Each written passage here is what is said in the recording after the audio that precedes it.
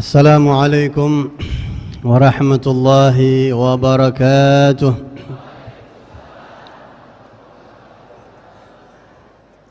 الحمد لله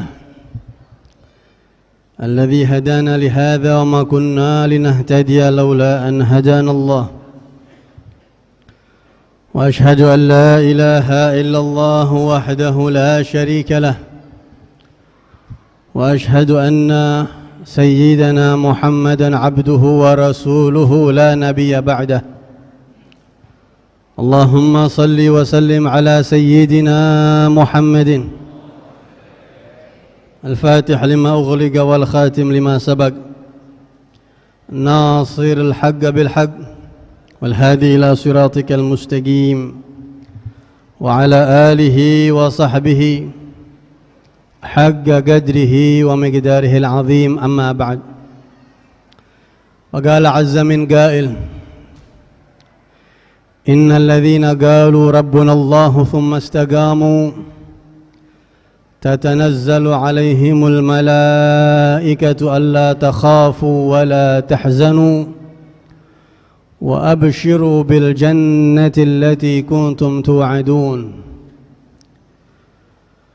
وقال رسول الله صلى الله عليه وسلم: من أحب لقاء الله أحب الله لقاءه،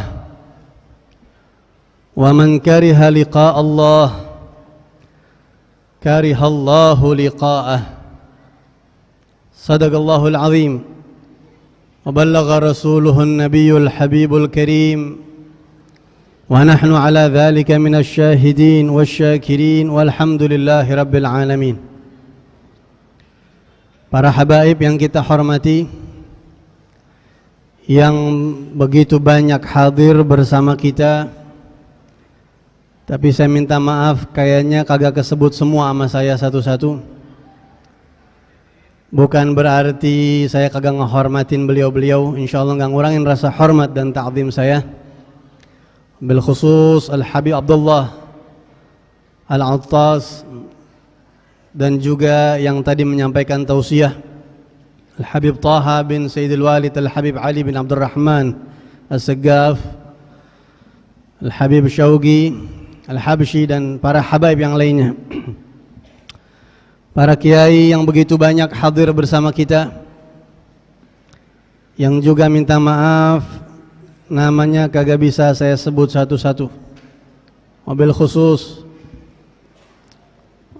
Al-Mukarram Kiai Al-Haj Alawi bin Kiai Al-Haj Abdul Rashid Abdullah Syafi'i dan keluarga besar beliau, keluarga besar almarhum Sahibul Haul, juga yang baru saja menyampaikan tausiahnya.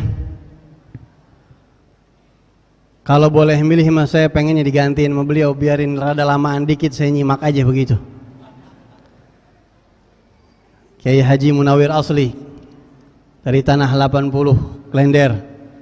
Kita doakan para kiai-kiai kita, para habaib kita, para alim ulama kita, mudah-mudahan Allah kasih panjang umur, Allah subhanahu wa ta'ala kasih sehat walafiat, Allah subhanahu wa ta'ala berikan kepada mereka taufik hidayah bisa istiqamah, dikukuhkan langkah mereka, dimenangkan perjuangan mereka di jalan Allah subhanahu wa ta'ala dan Rasulnya, amin ya rabbal alamin. Hadirin sekalian, alhamdulillah hari ini kita bersama-sama berkumpul di sini, beriktikaf di masjid ini dalam rangka haul, memperingati hauliyat nemuin tahun daripada wafatnya seorang tokoh, seorang ulama dari tanah Betawi yang mungkin nggak tahu kira-kira bakal banyak lagi apa kagak orang-orang seperti beliau. Kita doain mudah-mudahan Allah subhanahu wa ta'ala munculkan orang-orang seperti beliau. Mudah-mudahan anak-anak kita, anak-anak umat Islam yang sekarang lagi pada mondok, lagi pada belajar, baik di dalam ataupun di luar negeri, Allah subhanahu wa ta'ala jadikan mereka penerus tongkat estafet ulama-ulama yang telah meninggal dunia. Emang pas musim Covid kemarin banyak yang meninggal. Dan kita sedih ya Pak ya. Banyak ulama-ulama yang baik-baik meninggal. Banyak. Dan kita mikir ini kira-kira gantinya masih ada lagi apa kagak. Tapi insya Allah kita kagak usah khawatir. As-sagi bagi Allah yang mampu memunculkan tokoh seperti Al-Habib Abdurrahman As-Segaf, seperti Al-Habib Ali bin Abdurrahman As-Segaf, seperti Kiai Haji Abdullah Syafi'i, seperti Kiai Haji Abdul Rashid Abdullah Syafi'i, itu Allah. Dan Allahnya sekarang masih ada. Dan dia bisa masih memunculkan terus orang-orang yang seperti itu. Mudah-mudahan kita punya harapan. Kita doain nih, anak-anak kita, anak-anak umat Islam yang lagi pada belajar, Allah Subhanahu wa taala jadikan mereka tokoh-tokoh yang teguh, yang berjuang di jalan Allah Subhanahu wa taala. Amin ya rabbal alamin. Kalau orang punya ilmu mah banyak hadirin. Orang punya ilmu banyak, tapi yang hatinya punya greget, punya ghirah, punya kecemburuan sama agama Allah Subhanahu wa taala, itu yang kagak banyak. Dan itu salah satu sifat yang kita lihat pada almarhum Kiai Haji Abdul Rashid Abdullah Syafi'i, Masya Allah. Saya teringat hadis Nabi Muhammad SAW, di mana Rasulullah bersabda, la tazalu ta'ifatum min ummati zahirina 'alal haq.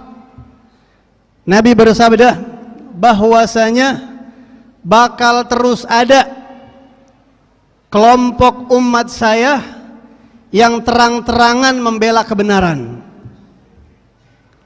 Kan kadang-kadang kita takut Pak menyuarakan kebenaran, benar apa kagak? Takut diapain? Takut di covidin katanya.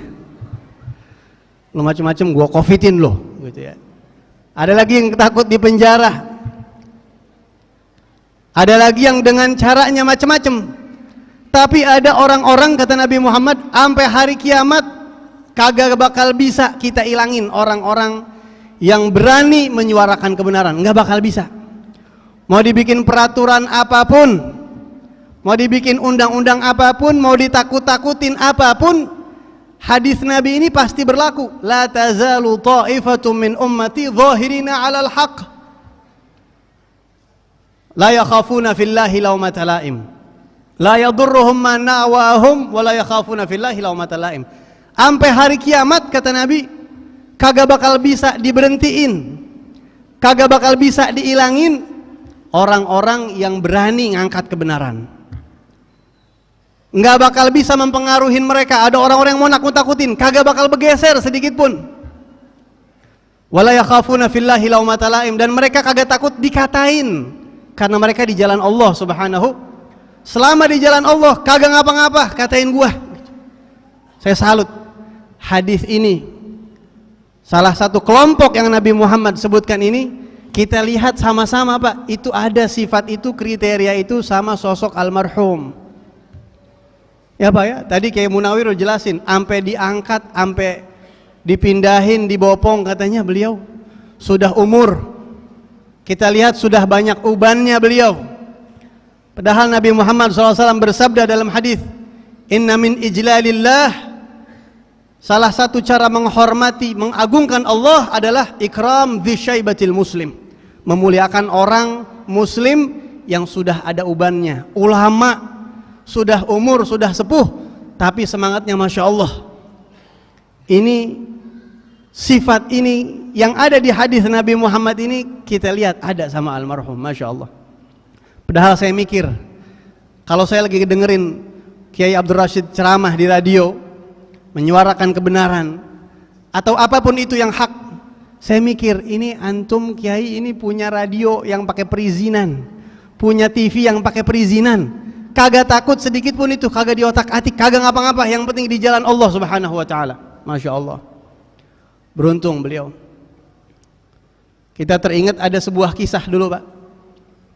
Kita yakin insya Allah Kiai almarhum Kiai Abdul Rashid Syafi'i, kita yakin beliau ditempatkan di Raudhah min Riyadhil Jannah, yakin.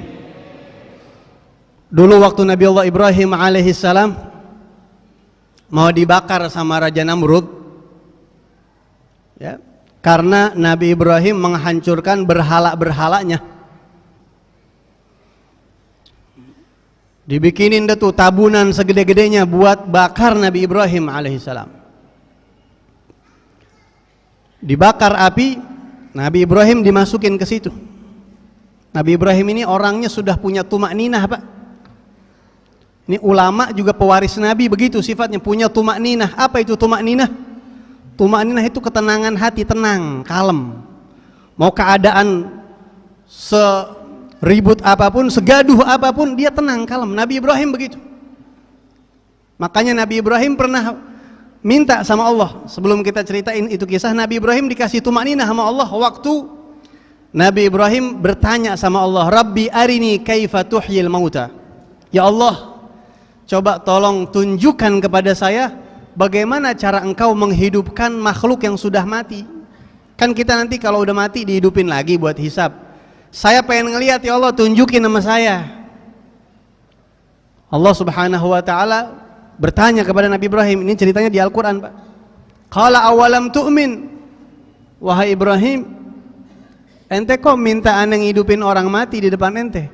Belum waktunya, nanti itu kiamat. Ente kagak percaya, kata Allah. Apakah kamu tidak beriman?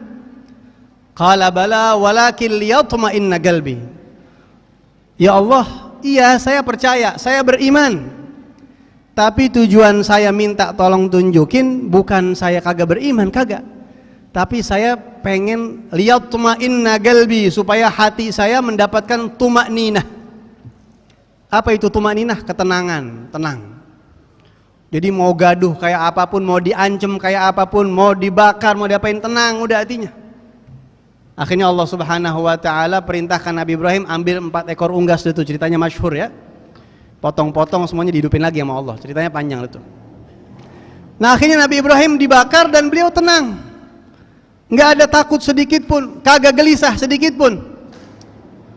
Nabi malaikat Jibril turun kepada Nabi Ibrahim, wahai Ibrahim, wahai Khalilur Rahman, alaka hajah, kamu mau punya hajat apa kagak? Saya sampaikan nama Allah. Ada perlu apa kagak ini dalam keadaan genting begini nih? Pasti kamu punya sesuatu yang kamu inginkan. Kata Nabi Ibrahim alaihissalam, hasbi min su'ali ilmuhu bihali. Enggak perlu saya sampaikan, dia udah tahu apa yang saya harapin, apa yang saya butuhin. Jadi wahai Jibril, silahkan kau kembali. Allah udah tahu apa yang saya butuhin, saya nggak perlu sampaikan lagi. Dibakar Nabi Ibrahim alaihissalam oleh Raja Namrud. Dan antum tahu saat Nabi Ibrahim dibakar itu ada beberapa ekor binatang yang coba andil. Ada cicak dan ada kodok. Cicak sama kodok. Kalau cicak nih niupin apinya Nabi Ibrahim biar tambah gede. Kalau kodok ngapain nih kodok? Dia nyari air. Ini kodok nyari air. Mau ngapain dia nyari air? Pengen membantu dakwahnya Nabi Ibrahim, buat matiin api yang ngebakar Nabi Ibrahim. Kalau secara logika, kira-kira mulut kodok muat berapa liter air itu kira-kira? Bisa gak matiin api yang ngebakar Nabi Ibrahim kira-kira itu? Kagak bisa. Tapi begitulah filosofinya kita kalau mau berjalan di jalan Allah, jangan pakai nungguin hasil, jangan ngukur hasil, jangan. Jalan-jalan aja. Usaha-usaha aja, hasil apa kagak itu urusan Allah. Akhirnya si kodok nyari air nih. Dimasukin tuh air ke dalam mulutnya, disemprotin ke api yang ngebakar Nabi Ibrahim. Mati apa kagak kira-kira? Kagak. Ngambil lagi, semprotin lagi, kagak mati. Berkali-kali rupanya kecapean nih kodok, mati. Mati di jalan Allah. Berhasil gak kira-kira usaha dia? Kagak. Tapi kira-kira usaha dia ini dihargain apa kagak sama Allah? Dihargain. Makanya kita kagak boleh bunuh kodok, Pak tuh. Nah, kalau mancing jangan pakai kodok kata ulama itu ya. Ngehargain jasa dia dulu pernah nolongin Nabi Ibrahim. Burung merpati yang pernah jagain Nabi Muhammad di dalam gua Hira, diilhamin nama Allah buat ngeremin telurnya di depan mulut gua biar kelihatannya seolah-olah itu di dalam gua kagak ada orang. Karena yang namanya burung kalau ngerem pasti nyari tempat yang aman, nyaman, yang sepi. Kagak mungkin ada orang, dia pasti terbang. Dengan diemnya tuh burung ngerem di depan mulut gua Hira, orang kafir logikanya main. Kalau Muhammad di dalam kagak mungkin nih burung netep di sini dia. Pasti kagak ada orang di dalam tuh. Ya, antum tahu itu burung diapresiasi sama Allah Subhanahu wa taala, dihargain usahanya sama Allah Subhanahu wa taala. Kagak boleh dibunuh tuh burung. Kalau kita ke Mekah tuh Pak, banyak burung-burung merpati, kata sebagian ulama itu burung-burung keturunannya burung yang pernah ngeremin telur di depan mulut gua Hira jagain Nabi Muhammad. Sampai anak cucunya dijagain sama Allah, sampai anak cucunya dikasih apresiasi sama Allah Subhanahu wa taala. Kata ulama apa? Kalau binatang punya andil sedikit aja sama dakwahnya para nabi dihargain sebegitu besarnya sama Allah Subhanahu wa taala, bagaimana dengan orang-orang soleh? Bagaimana dengan para ulama? Dan kita lihat bagaimana keluarga besar beliau begitu banyak, alhamdulillah berjalan di jalannya Allah Subhanahu wa taala. Mudah-mudahan beliau ditempatkan di tempat yang tinggi di sisi Allah Subhanahu wa taala. Amin ya rabbal alamin. Terakhir sebagai penutup, suatu saat Nabi Muhammad SAW pernah bersabda, "Man ahabba liqa Allah, ahabba Allahu liqa'ah." Siapa orang yang pengen, demen, rindu, ingin berjumpa dengan Allah, maka Allah Subhanahu wa taala pun akan rindu nyambut dia, demen pengen berjumpa dengan dia. Wa man kariha liqa Allah, karihallahu liqa'ah. Dan siapa orang yang ogah ketemu Allah, kagak mau ketemu Allah, kagak rindu, kagak kangen, kagak pengen berjumpa dengan Allah Subhanahu wa taala, maka Allah Subhanahu wa taala pun kagak mau ketemu dia. Ini hadis waktu Nabi Muhammad ucapin, Siti Aisyah nanya sama Rasulullah, "Ya Rasulullah, manusia itu biasanya kagak suka sama kematian. Ketemu sama Allah kan mati dulu orang. Orang kalau mau ketemu sama Allah harus meninggal dulu. Sedangkan Nabi bilang yang pengen ketemu Allah, Allah buka pintu, Allah juga pengen nyambut dia. Yang kagak mau ketemu Allah, Allah juga bakal tolak dia. Dan manusia itu biasanya sama kematian nggak mau ya Rasulullah.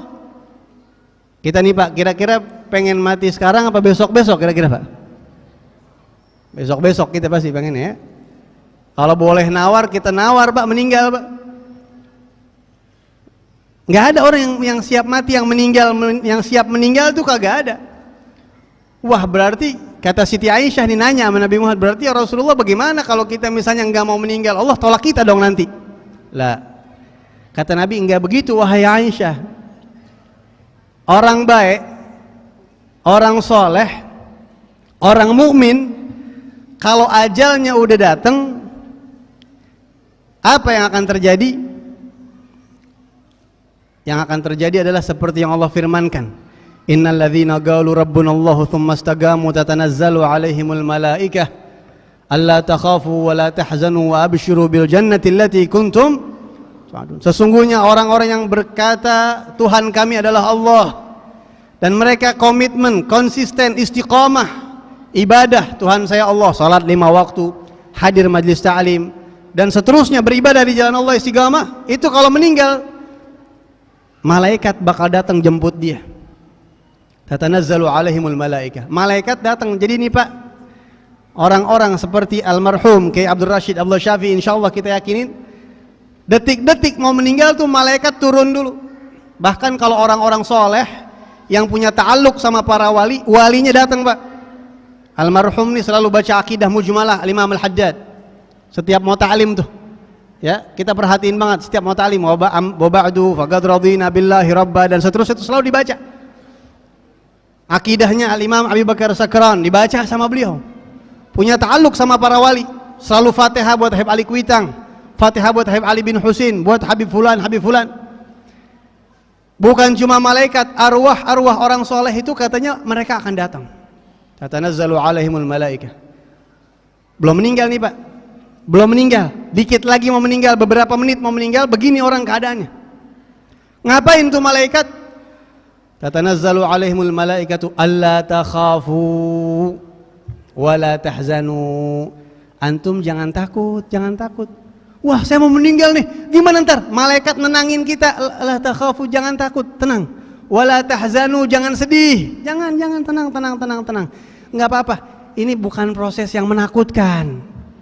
Wa abshiru bil jannati allati kuntum. Selamat, kita nih datang mau ngasih kabar gembira. Ente dapat sorga dari Allah. Kemudian setelah itu Nabi mengatakan yara maq'adahu minal jannah. Dia akan melihat sorga yang bakal dia tempatin. Sebelum meninggal Allah izinin dia melihat surga yang bakal dia tempatin. Udah di booking Pak sorganya. Mungkin kalau kayak zaman sekarang kayak ada infocus layar di depan mata dia kelihatan tuh sorga. Bentuknya seperti ini, istananya seperti ini, tamannya, sungainya, ya Allah. Nanti bagaimana anak-anak saya? Nanti bagaimana ini tempat lembaga pendidikan saya? Bagaimana nanti? Malaikat nenangin lagi, nahnu auliyaukum fil hayati dunya wa fil akhirah. Jangan sedih. Kita kawal antum di dunia di akhirat. Anak-anak ente Allah nyuruh kita ngurusin mereka, jangan takut. Meninggalnya tenang, udah ngelihat sorga begitu Pak. Udah dapat kabar gembira dari Allah, kira-kira pengen gak meninggal? Habis ngelihat sorga yang begitu indahnya, udah kagak mungkin Pak. Kepikiran, ya Allah cicilan mobil 20 bulan lagi ini, kagak bakalan mau balik udah. Ngelihat rumah kita udah banyak banget yang bocor atasnya, udah. Wahai malaikat buruan. Ayo cabut saya. Saya ingin berjumpa dengan Allah. Saya kangen sama Allah. Kalau kayak begini nih akhirat saya mau buruan cabut saya. Sehingga dia meninggal dunia dalam keadaan senang ingin berjumpa dengan Allah. Dan kagak sedikit yang senyum. Udah ngelihat sorganya soalnya. Udah ngelihat surganya. Bahkan orang-orang hebat itu kata Imam Ghazali, malaikat mautnya disambut Pak. Begitu ngelihat malaikat maut, ini orang soleh mengatakan, ya man talat anni ghaibatuh. Wahai malaikat yang udah ana tunggu-tunggu, mata ana sampai panjang nungguin ente. Kalau kata orang Betawi begitu ya, mata panjang nungguin ente, ana nunggu ente, tunggu lama banget ente baru datang sekarang, ana udah kangen. Begitu. Sudah Allah bikin hatinya begitu Pak. Nikmat Pak ya. Jadi kita jangan pikir orang-orang soleh itu meninggalnya sama kayak orang pada umumnya, enggak. Mereka berbeda meninggal dalam keadaan husnul. Mudah-mudahan kita termasuk. Yang penting kita istiqamah dan minta taufik sama Allah. Mudah-mudahan Allah kuatkan kita buat istiqamah. Amin ya rabbal alamin. Ini yang bisa saya sampaikan. Mohon maaf, kita baca suratul Fatihah. Kita doakan mudah-mudahan Allah subhanahu wa ta'ala berkahi keluarga besar Asy-Syafi'iyah, dan juga mudah-mudahan Allah munculkan dari mereka, dari keturunan-keturunan mereka nanti tokoh-tokoh yang bisa bikin senang Nabi Muhammad, Qurrata a'yun li Rasulillah SAW, yang bisa bikin adem matanya Rasulullah SAW, meneruskan perjuangan Rasulullah. Dan mudah-mudahan tempat ini terus dilanggengkan, dilestarikan Allah sampai hari kiamat. Ala hadhihi niyyah wa ala kulli niyyah salihah wa misla ma nawahu qutbuz zaman wa ila hadratin Nabi Muhammadin SAW. Al-Fatihah. A'udzu billahi minasy syaithanir rajim. Bismillahirrahmanirrahim. Alhamdulillahi rabbil alamin. Ar-Rahmanir Rahim. Maliki yaumiddin. Iyyaka na'budu wa iyyaka nasta'in. اهدنا الصراط المستقيم صراط الذين أنعمت عليهم غير المغضوب عليهم ولا الضالين. Ini yang bisa saya sampaikan. Minta maaf kalau salah-salah kata. Hadani Allah wa iyyakum ajma'in. Wal 'afwu minkum. Assalamualaikum warahmatullahi wabarakatuh.